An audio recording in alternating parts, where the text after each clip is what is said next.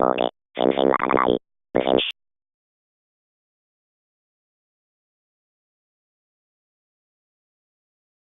皆さん、こんにちは。神太田です。今回のテーマは、無線種です。無線種は、福岡県の東南端に位置する人口約2万6千人の地方自治体です。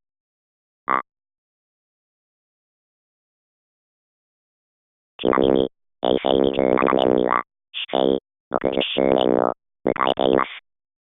市の成り立ちなど、いろいろお伝えすることはありますが、説明がめんどくさいので、無線種ホームページをご覧ください。で、無線種の特色は、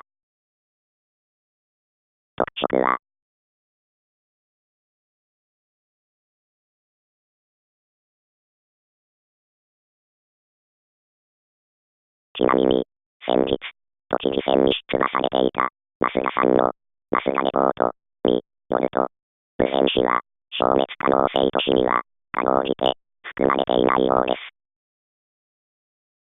おめでとうございます。ということで、